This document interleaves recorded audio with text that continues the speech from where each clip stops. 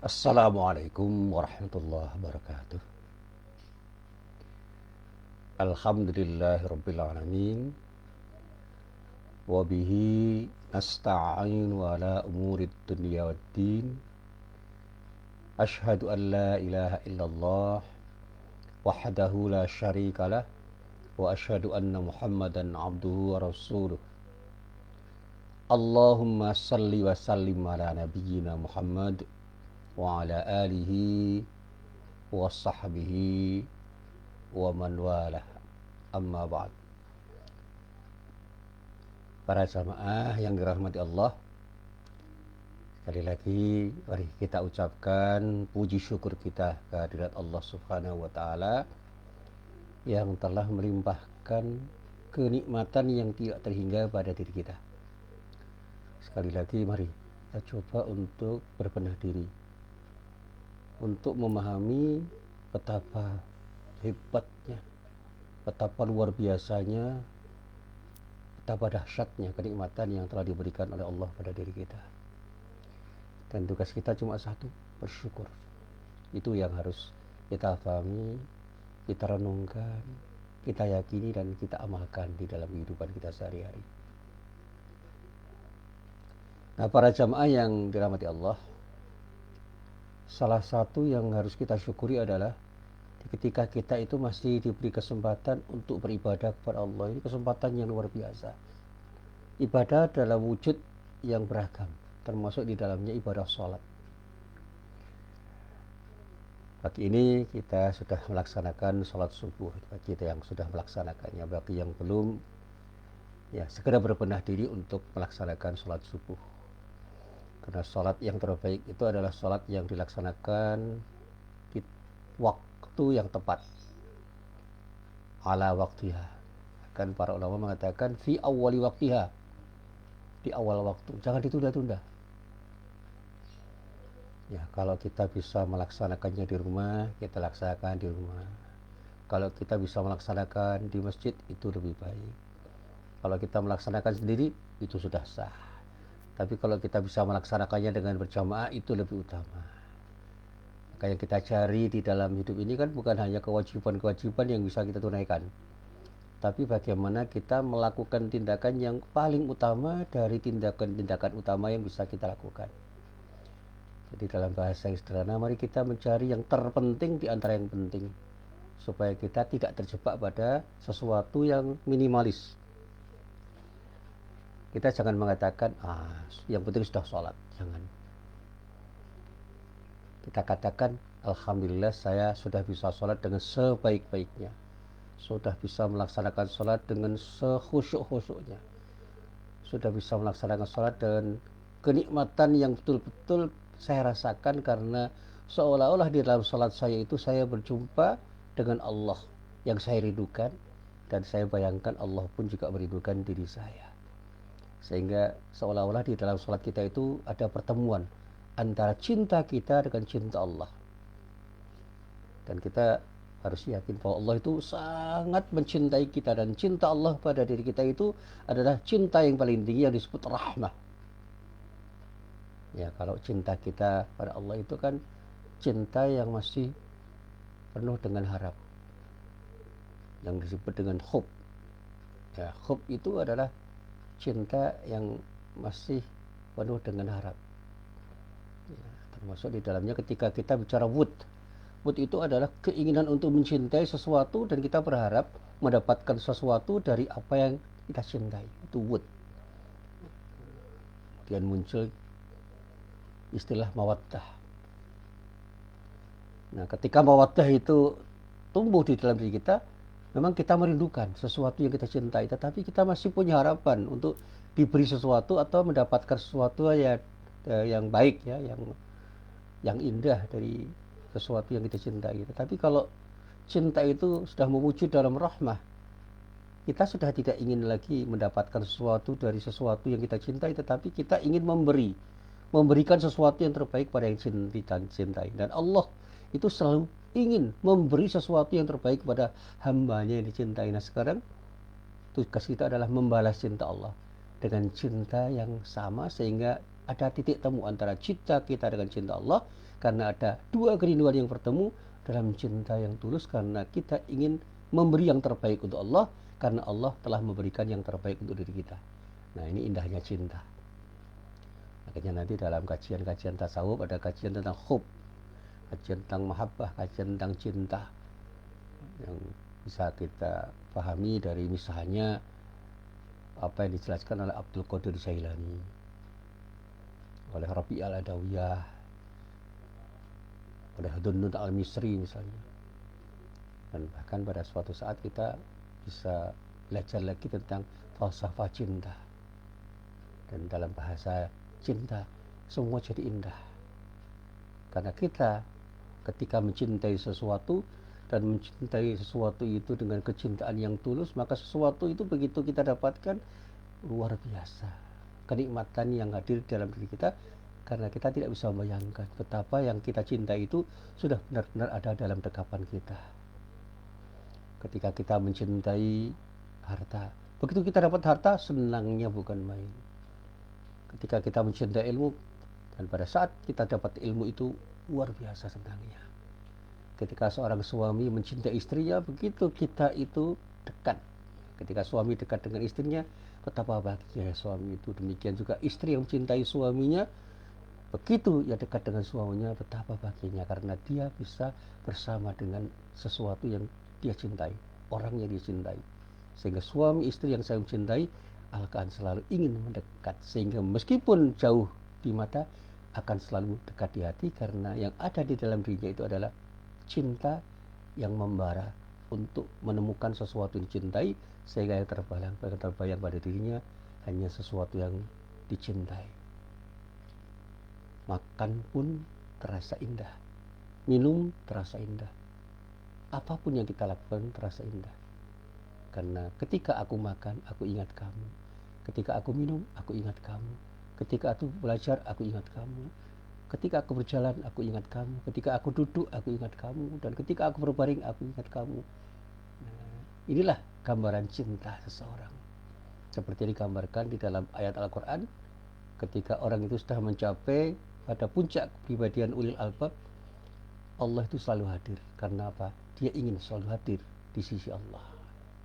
Nah, ini kajian tentang ulil albab. Nah, jadi suatu saat kita akan belajar tentang apa dan siapa ulil albab. Alladzina yadhkurullaha qiyaman wa qu'udan wa ala junubihim wa yatafakkaruna fi khalqis samawati wal ard. Rabbana ma khalaqta hadza batila subhanaka faqina adzabannar. Ini ungkapan yang indah. Nanti Anda bisa membaca di dalam surat Ali Imran. Mulai dari ayat 190 sampai ayat 191. Itu Anda akan bisa menggambarkan betapa ketika cinta itu berpadu luar biasa. Dan cinta itu berpadu bukan karena orang itu terpaksa mencintai, tapi karena kata hatinya selalu mengatakan begitu, sehingga begitu orang itu mencintai sesuatu dan bertemu dengan sesuatu yang dicintainya, nikmatnya luar biasa. Dan itulah cinta ketika berpadu antara dirinya dengan Allah. Begitu indah ketika dia beribadah kepada Allah, karena pada saat dia beribadah, dia bertemu dengan kekasih yang dicintainya, dan dia sadar bahwa kasih yang dicintainya menemui dirinya dalam cinta yang tulus dengan rahmatnya, yang kemudian kita merasa telah diberi, dan kita pun akan memberi yang terbaik untuk kekasih yang kita cintai. Siapa itu? Allah subhanahu wa ta'ala. Nah, para jamaah yang dirahmati Allah, mari kita coba untuk memahami sesuatu dengan ilustrasi yang bisa kita pahami dari sesuatu yang paling dekat dengan diri kita. Kita ambil metafor saja tentang masjid. Suatu saat ada seorang ulama itu berdoa, ya Allah, semoga masjidku benar-benar bisa menjadi rumahku. Dan ini bisa kita ucapkan. Ucapkan itu dengan penuh kerinduan. Ucapkan itu melalui ucapan yang muncul dari lubuk hati yang paling dalam. Ya Allah, saat ini aku bermohon, semoga Engkau berkenan menjadikan masjidku benar-benar bisa menjadi rumahku. Nah, ini ada cerita yang bisa saya ungkapkan. Ini pengalaman saya.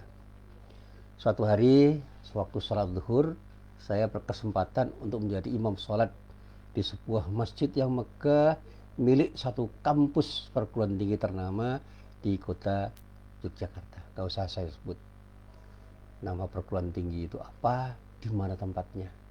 Silahkan menebak-nebak saja. Bersama jamaah yang waktu itu kira-kira 200 orang lah gitu. Ya kalau kurang ya kurang sedikit, tapi saya nggak pernah menghitung. Bersama jamaah yang mungkin jumlahnya sekitar 200 orang. Dan saya asumsikan kami bersama-sama ingin mendekatkan diri kepada Allah Subhanahu wa Ta'ala. Nah, singkat ceritanya begini. Setelah selesai sholat, saya menyaksikan para jamaah itu bergegas keluar masjid. Tidak semua memang, banyak yang bergegas keluar masjid. Yang tetap duduk untuk berzikir, berdoa, itu lebih sedikit dibandingkan orang yang bergegas keluar masjid. Padahal salah seorang mahasiswa pada pagi itu sudah naik mimbar dan mengumumkan bahwa setelah sholat jamaah zuhur ini ada acara kultum.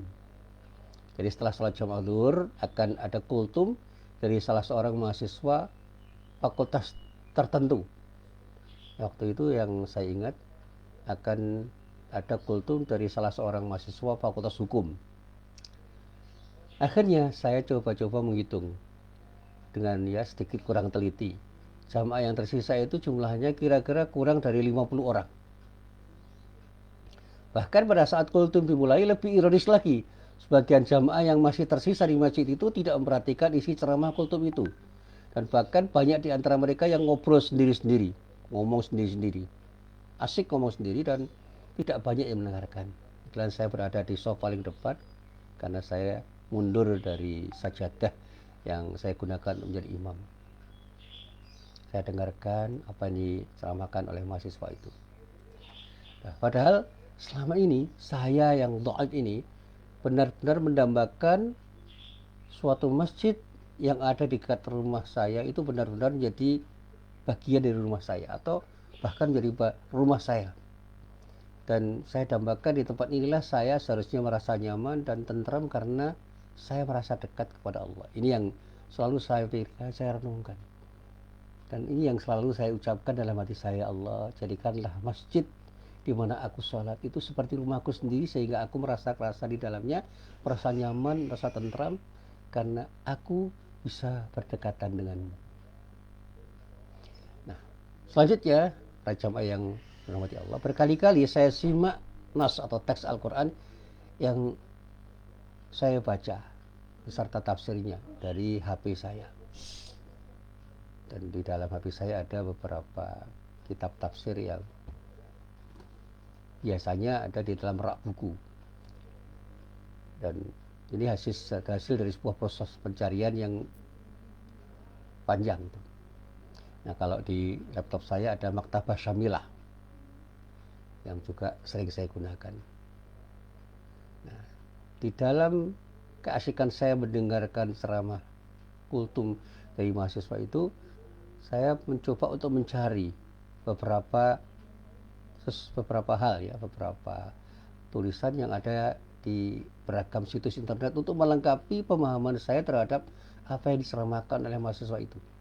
Nah, justru yang pertama saya temukan itu adalah firman Allah, ayat Al-Quran yang terdapat dalam surat At-Taubah, yaitu Al-Quran surat At-Taubah ayat 108. Di dalam ayat itu Allah berfirman, A'udzubillahi minasyaitonirrajim. La taqum fihi abadan la masjidun ussisa 'ala taqwa min awwali yaumin ahaqqu an taquma fihi. Fihi rijalun yuhibbuna ayyatatahharu wallahu yuhibbul mutatahhirin.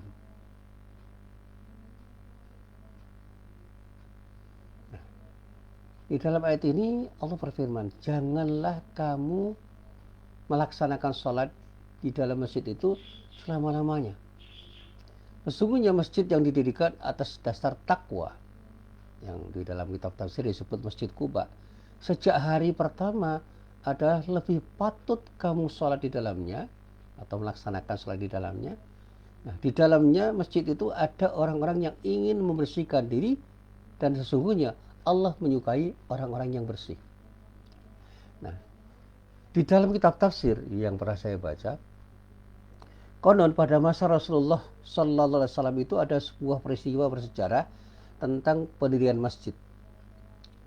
Nah, di saat itu telah tersedianya Masjid Quba sebagai tempat peribadatan kaum muslimin pada saat itu, ada sekelompok orang munafik yang punya kesepakatan untuk membangun masjid di dekat Masjid Quba itu.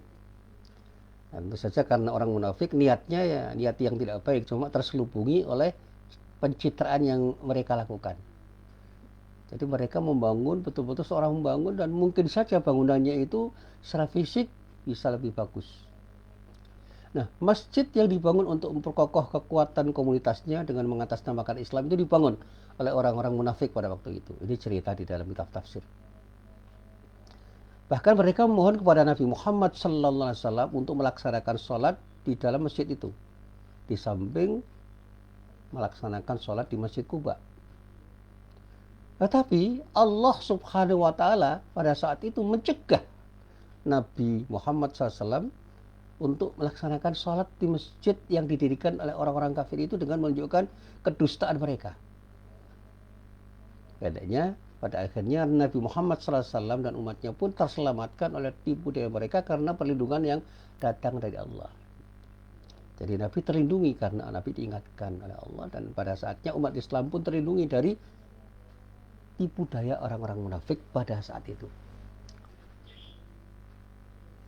Nah, kemudian di dalam tulisan yang saya baca di internet ada sebuah kisah lain. Nah, di bagian kisah lain dengan perasaan cinta yang mendalam pada sahabatnya, suatu ketika Abu Darda itu menulis surat kepada sahabatnya Salman Al-Farisi. Jadi ini surat-suratan kira-kira. Abu Darda itu menulis surat kepada sahabatnya yang bernama Salman Al-Farisi. Nah, sebegitu penting isi surat itu, saya mencoba untuk mencermati. Nah, isi suratnya itu antara lain berbunyi, kalau di bahasa Indonesia kan, wahai saudaraku, pergunakanlah masa hidupmu untuk kepentingan ibadah sebelum tiba bencana yang menyebabkanmu tidak dapat beribadah.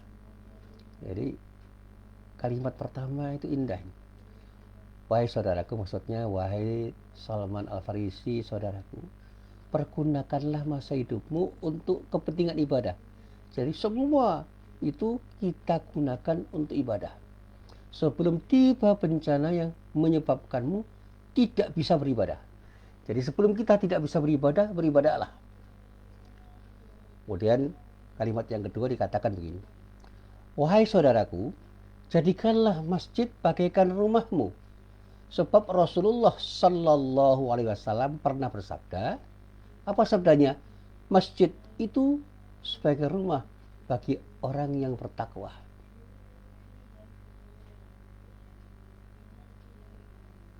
Selanjutnya dikatakan oleh Abu Darda, Allah telah menjamin bagi orang-orang yang menjadikan masjid sebagai rumahnya dengan kelapangan hati, kesenangan, kepuasan, kemudahan menyeberangi jembatan, selamat dari api neraka, dan segera menuju keridhaan Allah Subhanahu wa Ta'ala. Jadi apa kata Abu Darda kepada Salman Al-Farisi itu diucapkan di penghujung suratnya itu dengan kata-kata yang indah dan meyakinkan bahwa Allah itu sudah menjamin, betul-betul menjamin bagi orang yang menjadikan masjid sebagai rumahnya itu dengan jaminan orang itu akan mendapatkan kelapangan hati, mendapatkan kesenangan, mendapatkan kepuasan, mendapatkan kemudahan menyeberangi jembatan, bukan hanya jembatan dengan arti fisik, jembatan kehidupan, selamat dari api neraka, dan akan betul-betul segera mendapatkan ridha Allah Subhanahu wa Ta'ala dengan berada di masjid itu. Jadi luar biasa itu. Orang di masjid itu dijamin akan lapang hatinya, akan senang, akan puas, akan mudah menyeberangi jembatan-jembatan apapun termasuk jembatan kehidupan. yang sifatnya non fisik, selamat dari api neraka, dan akan mendapatkan ridho dari Allah Subhanahu wa Ta'ala. Nah, para jamaah yang dirahmati Allah, menjadikan masjid sebagai rumah itu tampak terasa pada hari-hari selama bulan Ramadan, termasuk bulan Ramadan ini. Terutama sekali pada waktu malam hari, di mana kebanyakan umat Islam bersedia memakmurkan masjid dengan misalnya diawali dengan buka bersama, sholat berjamaah, sholat tarawih, taklim, tadarus Al-Quran, hingga beriktikaf pada 10 hari terakhir di dalamnya. Nah, kebetulan Ramadan tahun ini terkendala karena adanya wabah yang disebut sebagai pandemi yang terjadi karena ada COVID-19, virus corona yang didatangkan oleh Allah dengan caranya untuk menguji keimanan kita. Ya, tidak 100% masjid tutup dan tidak 100% orang Islam tidak ke masjid. Masih ada yang mau ke masjid. Tetapi karena ada imbauan dari pihak-pihak yang kompeten, ya, akhirnya tidak sedikit masjid yang ditutup dan banyak orang Islam yang tidak ke masjid. Ya.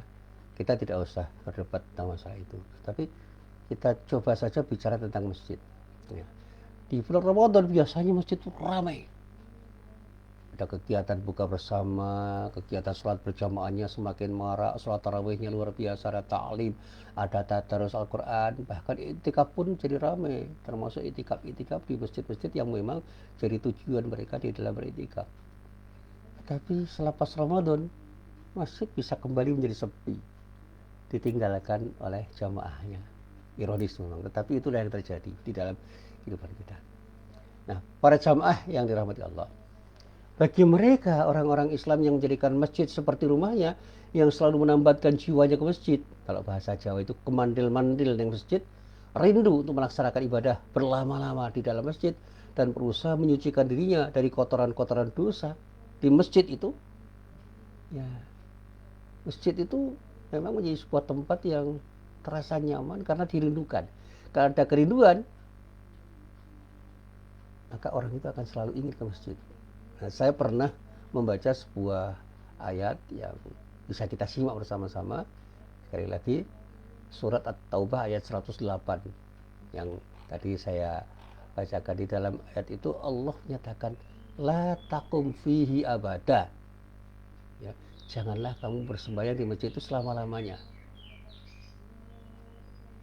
Ini satu hal yang terjadi karena ada sesuatu yang harus dicermati di dalam hal yang terkait dengan masjid itu. Nah, dikatakan la masjidun ussisa 'ala taqwa, karena masjid itu dibangun atas dasar takwa. Ini sebutan untuk Masjid Quba. Min awwal yaumin ahaqqu an taquma fih. Sejak hari pertama adalah lebih patut kamu salat di dalamnya. Jadi Masjid Quba itu lebih bisa Anda pilih dibandingkan masjid yang lain. Fihi rijalun yuhibbuna ayyatatahharu. Di dalam masjid itu, maksudnya Masjid Quba itu ada sejumlah orang yang ingin membersihkan dirinya.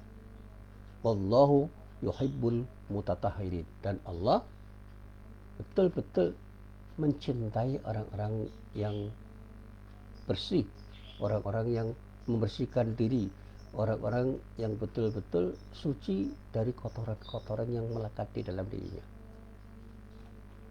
Nah, apa maknanya? Mestinya ini terkait dengan peringatan kita. Jangan sampai kita itu terjebak untuk mencintai masjid hanya karena fisiknya, tetapi jadikan masjid itu sebagai sesuatu yang membuat kita rindu untuk bertemu dengan Allah, karena masjid itu memang dibangun dengan tujuan untuk membangun ketakwaan kepada Allah.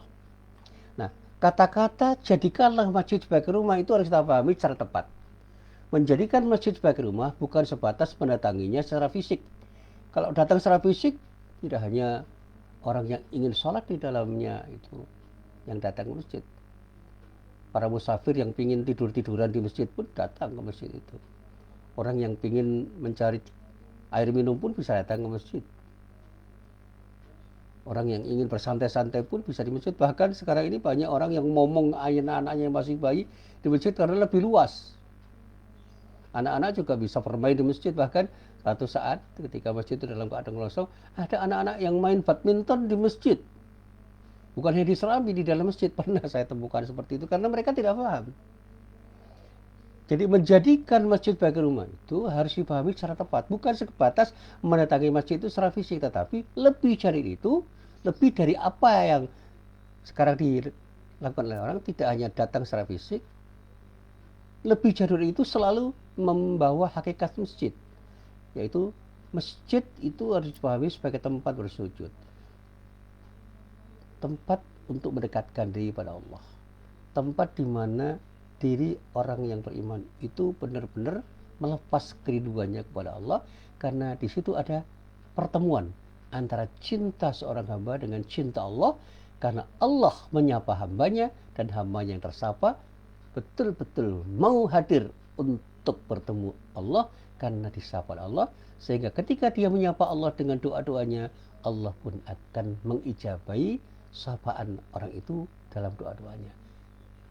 Pertemuan antara cinta Allah dan cinta hamba dan cinta Allah itu kemudian ada di dalam kerinduan yang betul-betul hilang, karena yang rindu dan dirindukan bertemu dalam cinta mereka. Dan ini yang selalu saya gambarkan ketika saya menjelaskan tentang konsep nafsul mutmainnah.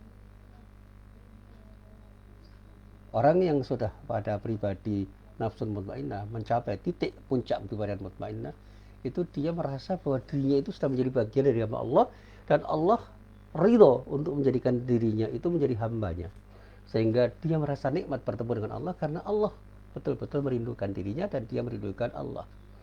Dan ketika Allah itu tahu ada hambanya yang beribadah, Allah mempersilahkan hambanya itu untuk menjadi bagian dari hambanya, dan pada akhirnya hambanya itu adalah hamba yang oleh Allah dianggap pantas untuk mendapatkan surga yang memang disediakan oleh Allah pada orang-orang yang bertakwa. Jadi masjid itu adalah tempat bersujud dalam setiap derap dan langkah kehidupan umat manusia. Artinya kemanapun kita pergi, dimanapun kita berada, dalam keadaan dan cuaca bagaimanapun, serta serumit apapun masalah yang kita hadapi, hendaklah jangan lupa selalu kita memohon petunjuk Allah, meminta perlindungan, mengharap pertolongannya, seraya bersujud takluk pada syariatnya.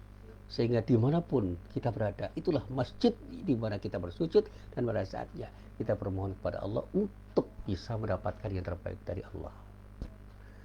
Nah, itu yang lebih dalam. Jadi masjid itu jangan hanya kita pahami secara fisik. Memang tempat yang secara fisik disebut masjid itu kita dambakan untuk kita kunjungi, dan disitulah kita merasakan indahnya pertemuan kita dengan Allah, yang pada saat kita bertemu ada cinta yang bertemu adalah antara cinta kita dengan Allah, sehingga kita seolah-olah tengah melepas kerinduan kita kepada Allah itu lepas, dan kerinduan Allah pada diri kita lepas, dan kita bertemu dalam sebuah titik kerinduan di mana kerinduan itu menumbuhkan kenikmatan yang luar biasa pada diri kita, karena kita bertemu dengan sang kekasih yang kita rindukan. Para jamaah yang dirahmati Allah, ya, saya berdoa mudah-mudahan dengan demikian Allah Subhanahu wa Ta'ala pun berkenan memanjakan diri kita sebagai hambanya yang selalu mencintai masjid dengan melipat gandakan pahala atau pahala kebaikan, pahala senang kebaikan, mewangikan bau mulut kita kelak dengan minyak kasturi. Ini ungkapan-ungkapan majas itu, ya, metafor.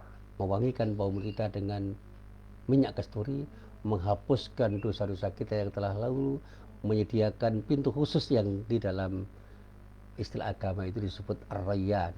Nanti bisa kita baca di dalam Al-Quran dan tafsirnya. Untuk apa? Untuk masuk ke dalam surga yang dijanjikan oleh Allah Subhanahu wa Ta'ala. Ini Ar-Rayyan itu pintu masuk yang khusus, spesial untuk hamba-hamba yang terpilih oleh Allah, disediakan untuk hambanya ketika hambanya itu masuk ke dalam surga Allah. Ya, ketika mau masuk itu ada pintu yang namanya Ar-Rayyan. Nah, dan itu bisa kita dapatkan kalau kita betul-betul merindukan Allah. Termasuk ketika kita di masjid, rindukan Allah di dalam masjid. Dan ketika titik temunya itu terjadi, kita betul-betul bisa melepas rindu kita kepada Allah, karena Allah memberikan cintanya kepada diri kita, dan kita pun melepas cinta kita untuk Allah, sehingga kita bertemu dalam kenikmatan yang betul-betul kita rasakan ketika kita bisa mempertemukan cinta kita dengan cinta Allah. Dan itu terjadi pada semua orang, tidak terkecuali bagi warga kampus yang sudah saya sebut namanya di dalam tulisan ini, tetapi tidak saya sebut secara lisan karena saya khawatir nanti ada salah paham.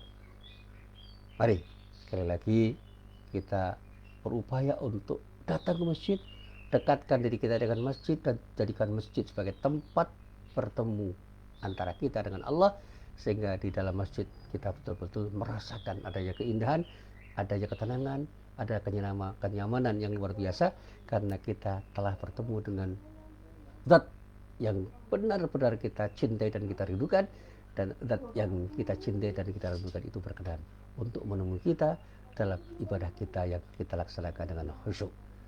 Kita bertemu dengan Allah, Allah bertemu dengan kita, dan pertemuan kita dengan Allah itu akan membuat diri kita bahagia, senang, gembira, nyaman, tenang, dan tentram.